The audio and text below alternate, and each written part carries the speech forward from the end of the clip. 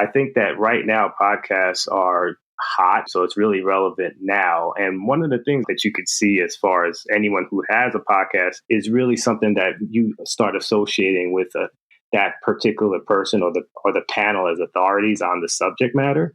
So just having the platform itself where you're discussing these things and really shedding light on topics that the potential client or someone who's just interested in what you do, they're going to be very much more absorbent to the fact that they can trust you as an authority on whatever subject you're talking about. Welcome to Marketing and Mindset for Wellness Coaches, the podcast for health coaches and wellness entrepreneurs just like you who are building a business, making the world a healthier place, and designing a first-class life. I'm your host, Kim Foster, MD and certified business coach, and I'm on a mission to help you up-level your strategy and raise your mindset so you can truly thrive and grow your business. Let's get started. Today on the podcast, we are going to be very meta because we are talking about podcasting. Now, I am obsessed with podcasting. I was a devoted podcast listener a long time ago when many people still didn't even really necessarily know what podcasting was. And I got my husband hooked on podcasting and basically anyone else that I could convince. My dentist always saw me listening to something and he asked me what I was listening to. And so I got him hooked on podcasting. And now at my dental checkups, we swap podcast recommendations. But even as such an obsessed listener, it still took me a long time before I actually created my own podcast. I thought about it and dreamed about it and hesitated for way too long. I launched this podcast at the end of 2019, and I have to say it was the best decision. I'm so glad that I did it because I absolutely love it, and it's really helped me to take my business to the next level. So that's me, but today's episode is not about my journey to podcasting. It's actually about yours. That's right, yours. Because if you have been considering getting started with podcasting and you've got more questions than answers, then this episode is for you. And to help me talk about this, I've got a fantastic guest with me today. Omar Cumberbatch is a fellow health coach and also a longtime podcast host of not one, but two podcasts. So in our chat today, we talk about how to get started podcasting, all the many advantages of creating your own podcast. We break down the myths of podcast saturation and this idea. We also talk about some of the pitfalls and challenges that Omar faced and overcame while creating, as I say, not just one, but two podcasts. Okay, without further ado, let's get on to my chat with Omar Cumberbatch. Hey, Omar, welcome to the podcast. I am so excited to have you here. Oh, Dr. Kim, thank you so much for having me. I'm really excited to share all good stuff about hopefully podcasting and maybe convince some new podcasters to jump on board. Yeah, I'm really looking forward to talking about that for sure. I know that there's going to be a lot of interest from my listeners in this topic. So, before we get into all of that, though, I'd love for you to just tell us a bit more about your story. I'd love to know, a bit more about the journey that brought you to the work, and all the cool things that you're doing right now. Sure. Well, my name is Omar Cumberbatch, and I have been a health coach for about 8 years. And my real primary reason of getting into the health coaching space was kind of my own journey. I was someone who was really into health and wellness, fitness, and I honestly was just not getting any of the results that I really was putting in the work that you would think it would equate to. So I was one of those people who were very stubborn as far as all right, if I'm going to the gym for an hour and I'm not getting the results, I'll just stick around for another hour and a half or something like that, or run 2 miles. If that's not working, I'll run 3. I was really just running into the wall and really stubborn about getting that part of myself right where I wanted to be. And I kind of stumbled across a person named Sean Croxton, who was at the time really a big YouTube guy, who eventually had one of the number one podcasts for health and wellness at the time. And so we're going about 8 years ago. And I stumbled upon him just talking about like sugar and the detriments of sugar to your health.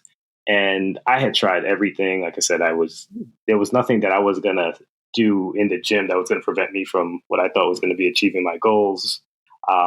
And I said, you know what? Let me just try cutting this sugar out.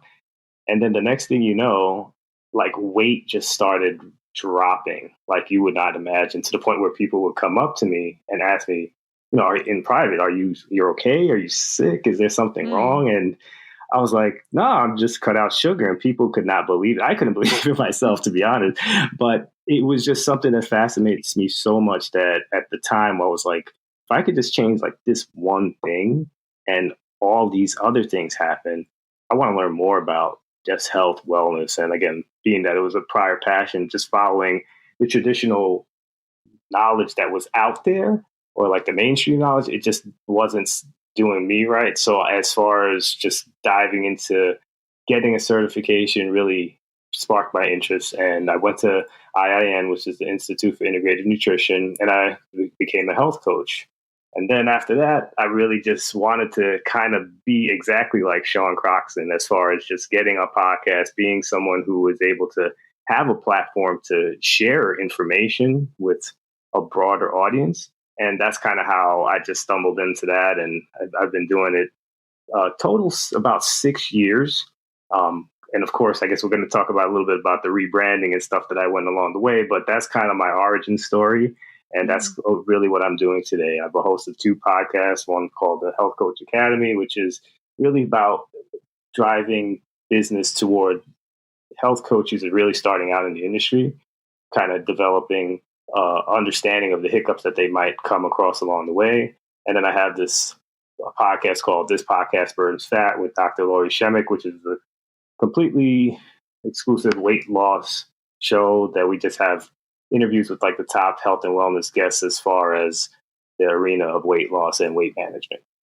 Oh, that's awesome. Yeah, what a great story. And so you've got 2 podcasts that you actively run and host right now. Is that right? Mm-hmm. Yeah, which is so cool. Yeah, so you are definitely the right person to talk to about podcasting and like all the advantages and the benefits. And I guess also we should talk about, I'm hoping that we can talk about like some of the challenges and pitfalls and things like that with podcasting. But yeah, you've got lots of experience. I'd love to hear your thoughts on why podcasting is such a powerful vehicle. Like what makes it so useful for entrepreneurs, especially, of course, health and wellness coaches. Oh, absolutely. Yeah. And one of the big benefits I could definitely say about podcasting, even though there's a big joke about there's like a lot of podcasters now, it's just really riding the wave of the demand, because as we saw during the pandemic, everybody's looking for entertainment or just things to occupy their time. And podcasts have just been grown exponentially just in the last 3 or 4 years, where a lot of people are just consuming this form of, I'll call it entertainment, or what we would use as a business way to actually establish ourselves. So I think that right now podcasts are hot and people are really like, again, consuming this format and this kind of information. So it's really relevant now. And one of the things that I think that without a doubt that you could see as far as anyone who has a podcast and puts their podcast in at least a way that aligns them with experts, like, obviously me talking to you, Dr. Kim, is something that is going to make me look like I'm probably a little bit better than I actually am. We're just kind of having a conversation. You start seeing that along the way with other guests, like where you'll have a guest who is maybe a little bit bigger than you are, maybe a lot bigger than you are. And the people who are actually listening to these podcasts are like, wow, how does Omar know Dr. Kim? How does Dr. Kim know Omar? And all these kinds of connections from a perspective of the listener is really something that you start associating with that particular person or the panel as authorities on the subject matter. So I do get a lot of clients who come across, say, the weight loss podcast, and they'll see me with a big guest, and Dr. Lori, she's a micro-influencer, so she has a lot of following too. They kind of just assume that you're in that category as well. And just having the platform itself where you're discussing these things and really shedding light on topics that the potential client or someone who's just interested in what you do, they're going to be very much more absorbent to the fact that they can trust you as an authority on whatever subject you're talking about. Yeah, that's such a great point. Like it really like by especially by interacting and having those guests on, you get to kind of like borrow some authority, right? Like Hmm. you become sort of a little bit more famous just by association Yes. with people who are experts in their field and things like that because that just you've had them on your podcast. So yeah, it gives you a little bit more clout. I love that. That's great. Like that's definitely an advantage. Sort of like I mean part of networking and interacting in your industry. Yeah. You definitely have, and again, we've had conversations off the air once you were on my podcast, now I'm on your podcast, that Mhm. probably took maybe 20 additional minutes of talking outside of just the topics that we're discussing. So we do connect. At the end of the day, like if there was something that came up, I'm not necessarily a person who is a complete stranger to you anymore. So you start opening, like you had mentioned, the word networking opportunities, because if there's something that you might want to promote, or there's something that you might want to maybe have that particular guest back on the show because something relevant in your space happens that they might be an expert, you could just, hey, Dr. Kim, can you come and jump on the show? This is a hot topic now. Do you think it'll be beneficial to both of us? More likely, it is something that you'll say, oh, I'll jump on board. I know this person, they're familiar to me, and it just creates that rapport, and it definitely opens up a lot of doors. Also, I think one of the things that we do tend to like overlook is that once you have a podcast and you do have these guests on, there's just I can't tell you how many times I've received like free books, free supplements, free courses. I mean, you name it. It's just like they want another person who's gonna actually either promote their product or even just give them feedback on their product, and you become a person who's really in like getting free content that you're able to give feedback and really push that on too. So I get, like I said, my library is completely full with awesome books. I mean, I have supplementation products that I couldn't consume in a lifetime. So it's like I think that's cool. That is cool. Like that's a great little perk. That's fantastic. I love that. Very cool. Yeah, Yeah.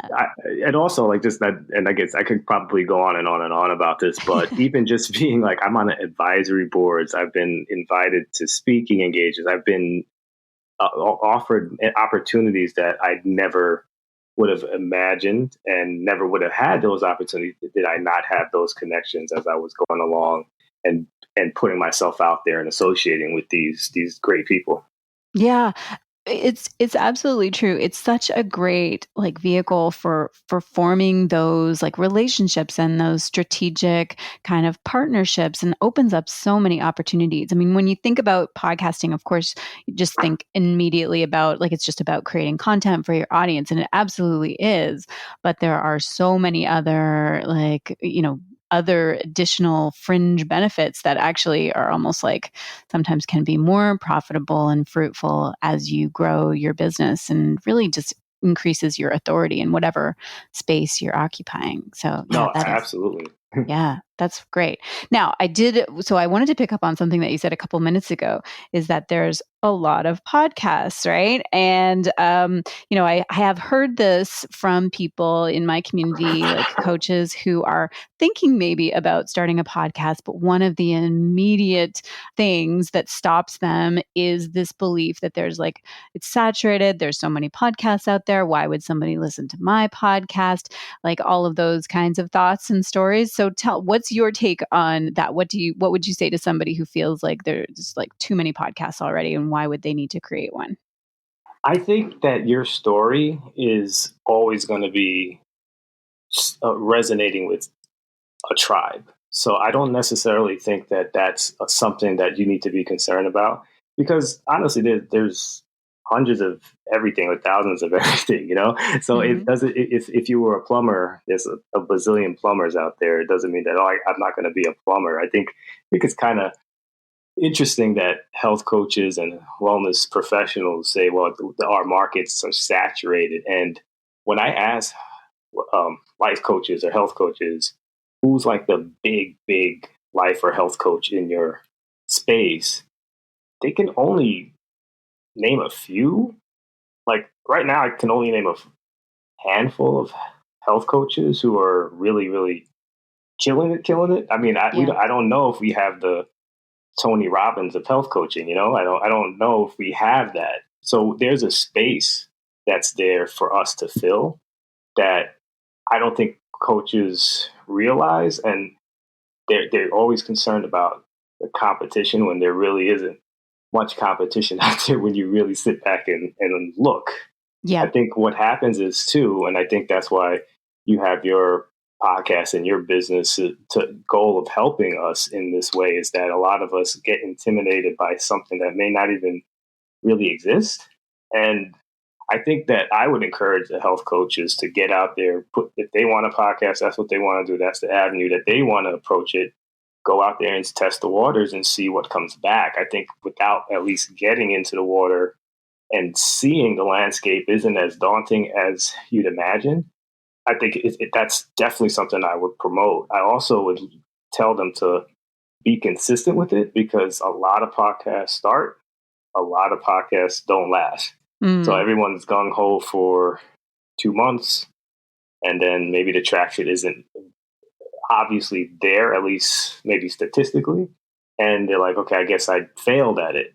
But it goes a lot to say a lot when a person has, say, 50 episodes and someone stumbles upon, wow, Dr. Kim, you have all these episodes. This person has some lasting power. I'm gonna listen to her because I know that she's gonna be there next week, or whatever your schedule is. I Mm. think that has an important part of it too. And I think a lot of people, once they do start podcasts and then they do not finish them. So if you really, and I should say finish them, but continue them, and it's definitely something that I think that a health coach who's kind of like, oh, maybe there's too many out there, really look at it. You'd be surprised that the competition isn't as crazy as it seems.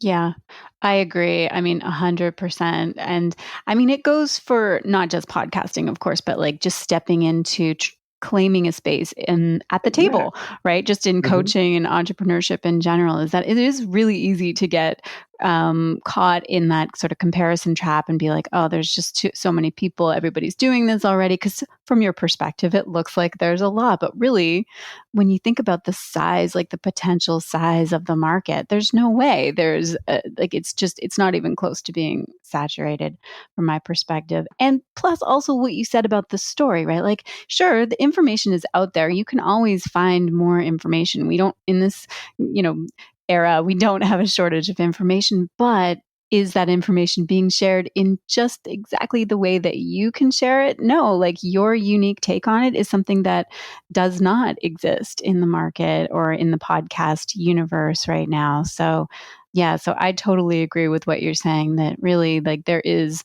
even though on first glance it might seem like there's a lot, there really is, it's a drop in the bucket. There is no competition there. It's wide open, and there's definitely room at the table for you. Right. And to your point, I think you hit it on the nose. I should have said this as well. Like, so for instance, say you're trying to lose weight. Do you listen to the first podcast you hear about weight loss and then that's it? It's like, we know in the health space, health people who are interested in health are big time consumers of information. So we might listen to 50 podcasts just to Mm-hmm. satisfy like our thirst for knowledge of that subject. They're not going to just listen to the first person they hear a lot of time, or they do, and then maybe it works, it doesn't work, but they're just avid consumers of information. So if you just multiply that problem times 50, I mean, then now you're talking about an exponential amount of possibilities right there. And the fact that there's, especially if you're a health coach who's looking for a specific type of market that they're trying to actually help. I mean, it's just, this is, I'm in America. We're just a sick country, unfortunately, and there's just that much of a need for that message to be out there. So it's not a lack of possible clientele that by any stretch of the imagination. So I think that's supposed to be something that we should consider too, because we just shouldn't look at, okay, there's 1,000 podcasters who do this. It's like, yeah, but is it really? you know? Yeah. Yeah, exactly. That's an excellent point too, is that people, I mean, I know I do this, but like with my podcasts that I like to listen to, I sample a bunch, right? Like I'm kind of Mm-hmm. listening to, and because everybody has got a different vibe, a different tone, they get different kinds of guests on, or they cover different topics. And so, there's room for all kinds of voices in the podcast world. So yeah. Okay, cool. Now, let's say that somebody is listening to this and they're like, yes, okay, that sounds awesome. I'm completely on board. I love that. What do I need to do to get started in podcasting? Like, what would you say is like a good place to start for somebody who is keen to start their own podcast? Yeah, well, there's two angles to the podcast creation. You definitely have like the equipment and the technical side, and then you have just the formulation of a show side. So I could touch on both if you like. Yeah, sure. I mean, wherever you find, like, where do you get the most questions, or where do you find that people get stuck the most, or what presents like the bigger barrier, I suppose, for getting started, do you think? I mean, the tech side is really simple nowadays. I mean, to the point where if I could do it, absolutely anybody, because I'm not tech savvy by any stretch of the imagination. So it's really a microphone, a Zoom account, or a Zencaster account, and something that's gonna actually host your podcast, and you're good to go.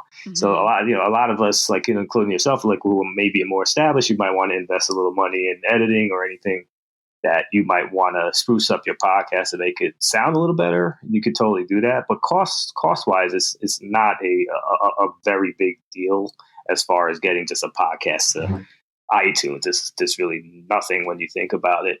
But I think the true question and points that I would like to lead people down is because I've been doing this for 6 years, and I had to do a hard reboot about 3 years ago. Mm. And that's because I keep saying I am a health coach that wanted to help everybody. And that was one of the things that um, I kind of looped everything into that. Like I'm helping people do X or Y. And I was just very broad. I mean, I had everything under the sun as far as what I thought was definition of wellness, right? So I could have someone talking about your thyroid, and then the next week I can talk about your relationships. All under the umbrella of wellness, I think that you need to have a well-rounded existence so that you can actually be happy in life. But it was too broad. Mm. And even though I love talking about that kind of stuff, it wasn't giving me the traction that I could actually have a successful and long lasting podcast that actually got some money. Let's be Right. frank, Yeah. So, and I refused for a while to understand that part of it until I fortunately was mentored by Sean Croxton, who kind of said, well, you got to narrow it down because people have to know what they're coming here for. And I still didn't get it. And then he broke it down like this. He's like, and he was looking at my playlist, and I had, like I said, a thyroid person and a person who was talking about dating and advice on love and stuff like that. So he's like, what if the person who was listening was a representative from Match.com, and he heard your relationship stories and that interview? He's like, wow, that's great. Let's advertise with Omar. And then the next week he starts talking about thyroid.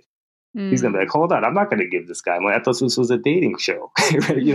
Right. So it got me into a lane where it's like, wow, that makes sense. So let's pick a lane.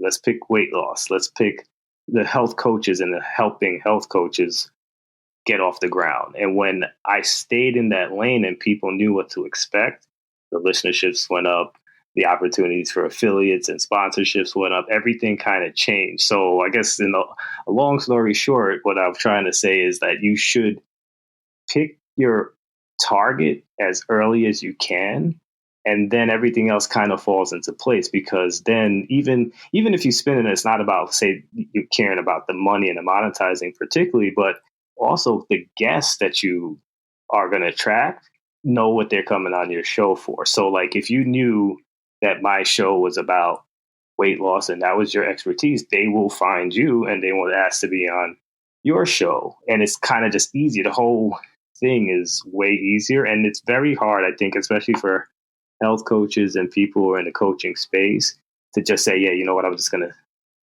help this lane when they want to get out there and help everybody. And I don't think it's not realistic. I struggle with it to this day, but it's just the way the world operates, 100%. Yeah, exactly. And it's is really very similar to like the idea of choosing a lane for your business as a whole, right? This is like the podcast is kind of like a microcosm of your business. And, I talk about that a lot on this podcast, is the idea of really narrowing in on your niche, because although you want to help everybody and you can probably help a ton of different people, you really just need to be very specific and very clear on who you're helping. And so likewise with the podcast is that you're not aiming to have every single podcast listener in the world tune into your podcast. It really has to be very clear so that people know exactly who or what they're going to get out of that episode. That's just such great advice that you just gave there, is like really think about who is going to be listening and what are they going to get out of listening to you. And then that gives you kind of like a clarifying like direction on your content, on your guests, on, yes, down the road, like sponsorships and all of that kind of stuff. So that's perfect advice. No, thank you. And it's the quickest way to get to wherever you want to go. And I know that, again, I said it before, it's very tough for us to, especially I think what happens in these certification programs is like that word, say wellness, or something that's such an overarching theme that you think that people are looking for quote unquote wellness, and they are, but they're not. At the same time, they're looking for a specific pain point that they're specifically dealing with. Yeah. And even though you might solve that in treating the person as a whole, they still want to talk about that one thing that's bothering them. And that's kind of what you have to understand too. And it's tough, but it can be done. And it just takes a little time to maybe, again, everyone wants to run and start and just take massive action. That's like a real cool like idea now. But yeah, sometimes you take massive action and you're floating for 3 years not doing anything. So I take it from me. I'm there. Right. Yeah, no, that's such a good point. So, okay, right. So let's say it is very hard to choose a very narrow focus for your podcast. But let's say that, so we've got this person who's listening, who's decided, yes, I'm totally on board, want to create a podcast. I'm narrowing in on like what is going to be the focus of my podcast and who's going to be listening and what are they going to be getting out of it. What then? Like what other pieces do they need to think about or make decisions on as they're working on developing this podcast and bringing it out to the world? I think structure a little bit. I think obviously I took the easier way out and had guests. I mean, I know that I wouldn't have a show without my guests because I couldn't carry a show on my own. And a lot of people may have that ability, which might be a little more enticing to them and more in their comfort zone. So I think, if you're going to have guests, if it's going to be on your own, you're going to have a co-host, like structurally, I think that they should look into that. I think that's an important piece. And then at that point, it's really just a matter of lining up what I would consider maybe 4 or 5, 6 shows, if you want to be a little aggressive with it. Get them recorded, get them in the queue, and get them released like on a scheduler so that you have some content for about a month and a half, 2 months. And all of a sudden you have 2 months worth of podcasts. And that's like, I know it sounds a little crazy, but I think that's a nice sweet spot to at least say, hey, I'm at least moved 2 months into the future with this podcast has existed for that long that you can start building upon that and start moving it down the road where it's like, all right, you know what, I'm a podcaster. And then you kind of just start becoming that, and I felt that was very helpful, especially in the beginning, because a lot of people put one out. It's almost like blogging, like you write your first blog and you put it out and it's like, oh my God, I'm stressed. I have to get another blog out there.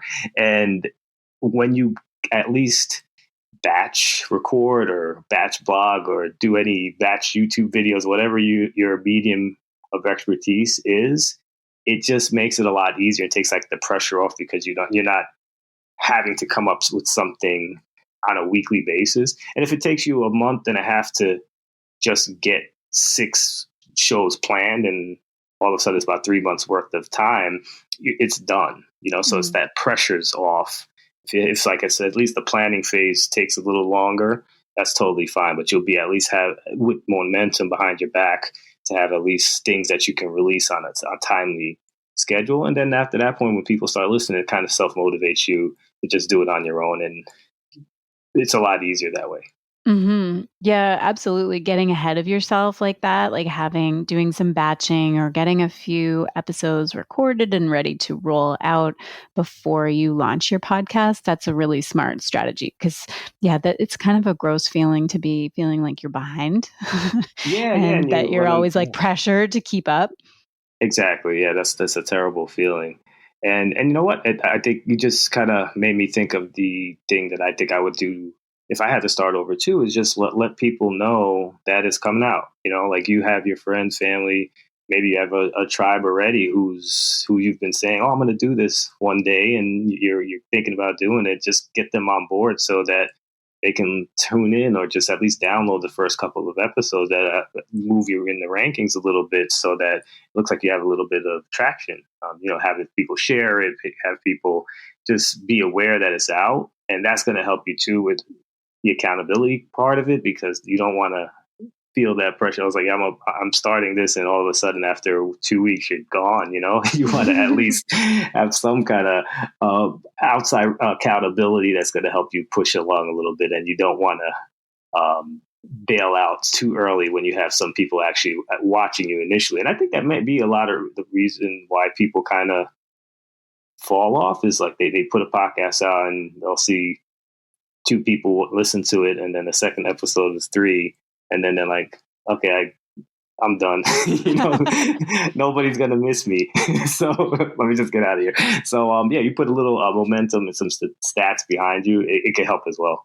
Yeah. Well, because so much of the effort of getting your podcast up and running is front loaded, right? Like it's in the beginning. And if you're not getting much ROI on that in the beginning, it can be pretty discouraging. So I love that suggestion to like tell everybody, get people on board. I know that so many people, me included, are often hesitant if something's not like absolutely perfect the way that you want it to be. But most things aren't perfect right out of the gates, and that's okay. But you can still kind of gain momentum and then improve things as you go. Absolutely. And that's the other thing too. You just got to put it out there because you need feedback. That's just kind of what it is. You don't want to, you think it's perfect. It might be perfect to you. And someone says, well, you need to address X, Y, Z, or how come you didn't ask this question? And you start kind of thinking, oh, wow, I never thought that would be important. So you're learning as you're evolving in that space as well, so that you need to understand what that audience who you're trying to get. And then I know on paper you can really get down to the target audience to a point where you're like speaking to Dr. Kim Foster, and I know she likes to shop at this place and listen to this spot. You can get crazy with it, but you still don't know what question she has deep down in her heart. So you can get deep, but you're only going to get really deep when you start getting that feedback, which just happens with putting yourself out there and just seeing what people want. Yeah, exactly. Well, because then that makes the communication more of a two-way street. Like you're sharing stuff, but you're also hearing from your community. So I love that aspect of things too. What are some challenges maybe that you have faced anywhere along? I mean, you've been podcasting for a long time. So like either early stages or stuff that you didn't see coming that ended up presenting kind of an obstacle for you. What can you tell me about that?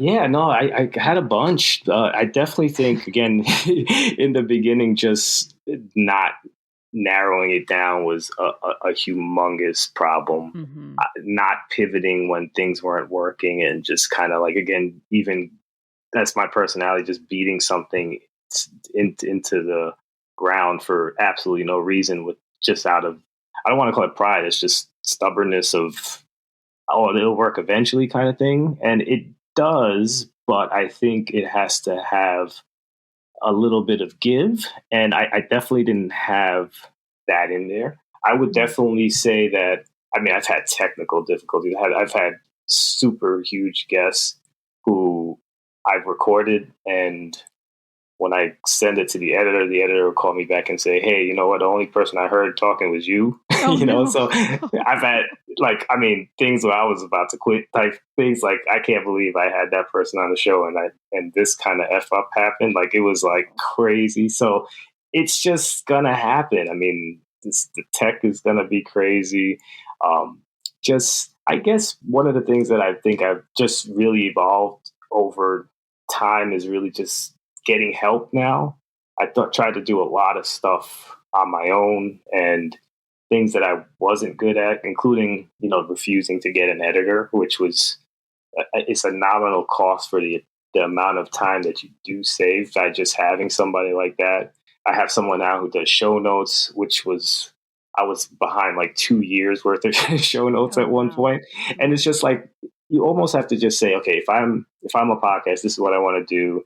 I just got to stay in that lane. I'm going to do that to the best of my ability, and that's what I'm good at. And I'm going to try to outsource as much as I can, as much as I can afford in the beginning. And then you just start seeing that focus and that energy does expand to business opportunities that you can actually begin to outsource and do other things and not worry about like the remedial things. Because that's the other thing, like, even with any of these entrepreneurial journeys on the online space, it's still a business. There's going to be an investment. It's going to be something that money's going to have to go out. It's not an extravagant amount of money, but I think that a lot of people, especially myself, when I started out, I thought this was going to be free. Everything's free, right? It's not. It's just, and it's crazy. And I brought up the plumber earlier. Like, even if you were an electrician, a plumber, or any trade type of occupation, you're going to have to pay. You're going to have to pay for your tools. You're going to have to pay for, your certifications and stuff like that. So we can't look at this stuff like this is not an investment in something. And I think that's probably one of the other things that I've learned over the course of time, which I wish I had grasped a little earlier, is that you can't drive yourself crazy to the point where you will quit on something that you're actually good at because you didn't want to take the time to outsource and do stuff like that to keep your sanity along this journey of entrepreneurship, which is going to have all these other different things that are going to come across that are going to be problematic and you're going to have to deal with. Yeah, that's so true in general, like not just for podcasting, but also just for growing your business. Like, there is a real danger in getting frustrated and overwhelmed and not seeing the return and not getting traction on things when you are, doggedly just insisting on doing it all by yourself. Yeah. Because there's only so much that you can do by yourself, and especially if it's not exactly in your wheelhouse. But yeah, like with podcasting, so for people who are feeling like intimidated by the tech, or they're not really sure like what needs to happen, there are answers for all of that. There are people who can help with all of that. And if you really are committed to getting your podcast up and out in the world, then, make it easier on yourself and get some help and support in that. It's so important. Yeah, no, absolutely. I definitely would say that's the key. Don't be shy, reach out. Like, there's tons of resources that are available to you, tons of people who actually, again, who've done this, who are so open to just giving you a little bit of feedback on what you're doing. I mean, I have reached out to many people, and you'd be so surprised how helpful people are when it comes to just knowing that they don't want you to necessarily go through the same stuff that they went through. And it's so helpful. Exactly. Without doubt. Yeah, awesome. Okay, well, tell us what you're working on right now, Omar. I'd love to hear about, a project that you're really excited about, something that you're working on at the moment. Yeah, so right now I'm actually in the developmental stage of actually putting something together for not only a podcast course, but actually a weight loss course with Dr. Lori Sherrick. So we're just kind of working on that right now. It's very, very preliminary stage type of stuff that nothing that I could reveal in any like extensively at this point. But those are the two things that I definitely have in the pipeline, because again, there's so many people who are looking for something to kind of make it a little bit easier. And being that I've gone through this a couple times, a couple of reboots and all that kind of stuff, I wanted to put something together that's just like kind of simple. And so I'm doing like a little baby course, nothing crazy. That's gonna I'm working on as we speak. I'm not sure when it's gonna come out, but the trajectory of podcast at this point, whenever it comes out, there's going to be still more than enough time to jump on board. So that's kind of what I'm in the background doing now. And I'm really just, I guess to share one of my shortcomings in this entrepreneurial space on the online space, especially, is I'm trying to boost up like my social media kind of stuff. I've used the podcast to such a degree that I'm lucky to have such a success with that without doing the social media component to it. People stumble upon it through the back end, and it's not in the front end, but I do want to increase my listenership. So I'm in the process of course, like we had mentioned earlier, outsourcing some of that task and functionality to VA, and we're actively working on the content and stuff like that. Oh, that's another important thing. I'm glad if everyone's still with me. Content having a podcast is the easiest way to have content by far. There's like, that I was a blogger at one point, and I was scrambling for ideas. It's not like you're a blogger that you're going to come up with some groundbreaking blog that's going to change the world. But when you're a podcaster, all of this is content. It's so easy for you to actually just share clips and audiograms and stuff like that.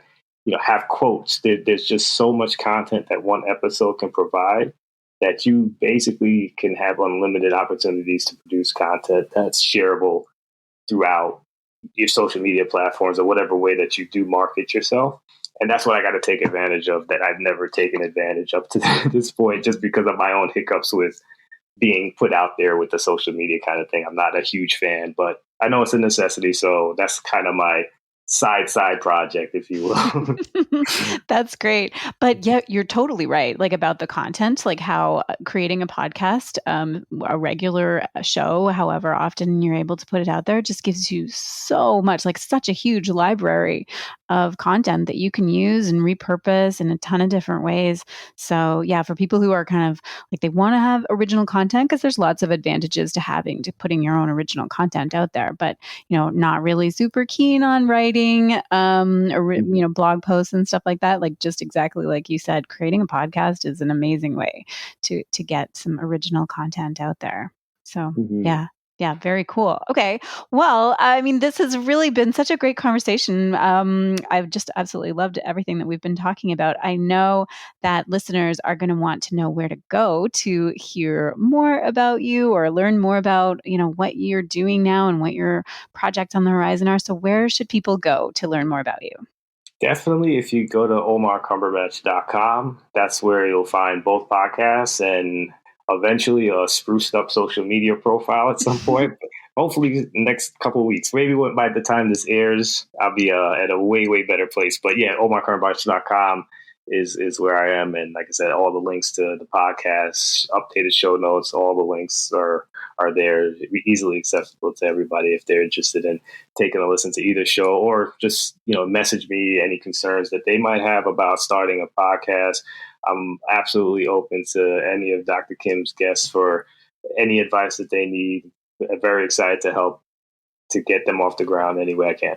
Awesome. Oh, that's great. Okay. Well, I will definitely link all of that stuff in the show notes so people can easily find you and connect with you.